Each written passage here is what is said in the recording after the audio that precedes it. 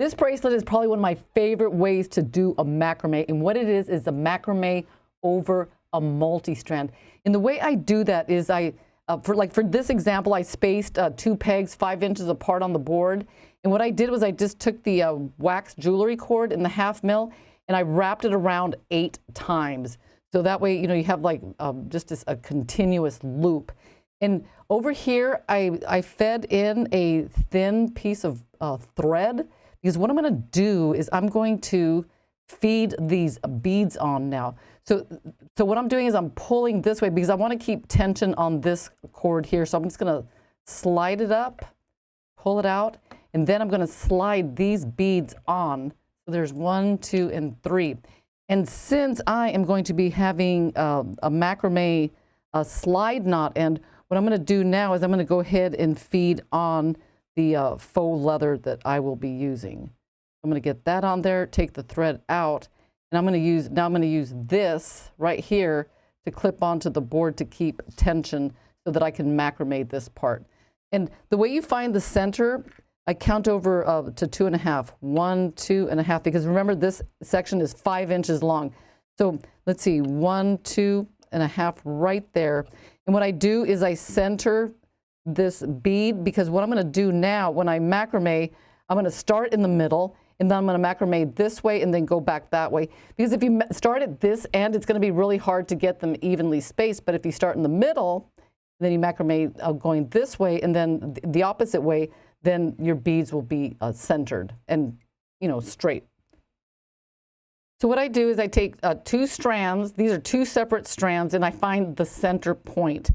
And now I'm going to I'm going to put one end here, and then I'm going to clip it with a small clip right there.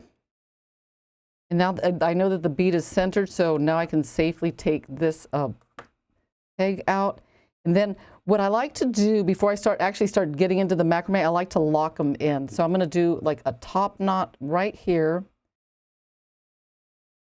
just to get that bead locked in. So I'm going to put these cords on the bottom, and then I'm going to give it the macrame. So that's a top knot, and now I'm going to do a bottom. And then I'm going to go over to the other side. So I'm going to do that nice. This one's going to be snug. And then I'm going to come over to this side and do the same thing. Like I said, just to get that, that bead locked in so it doesn't shift to one side or the other. Let's get that. There's a top, and then we're going to do a bottom. So that is the beginning. So now what I'm going to do is I'm going to macrame this way, and then I'm going to macrame that way. But make sure and keep track of the number of macrames, because when you put this next bead over to macrame around it, you want them the same distance in between both of these. So, what I'm going to do is I'm going to macrame 20 macrames, 20 on this side and then 20 on this side, and then I'm going to move these beads over, and then I'm going to just macrame until I get to the end.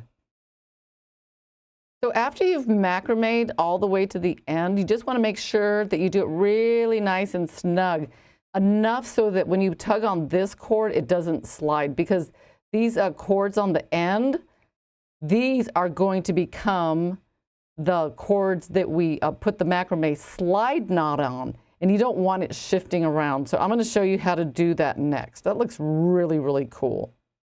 I love these bracelets. And sometimes less is more. That's what I like about these. They're very, very simple. So the next thing you want to do is you want to take the ends and crisscross them over each other like this, and then clip them into 2 clips to hold so that you can make your macrame slide knot. And 100% of the time, these days, I just take 16 inches of cord because it seems to do the perfect job.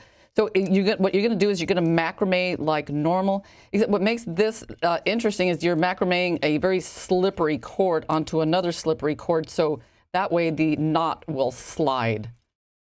And after I attach the macrame knot, I go in, and on the ends of the cords, I usually put like a bead or something just to give it a little extra decor. That's pretty much how you do it. It's very easy, and I really, really think these are cute, simple bracelets.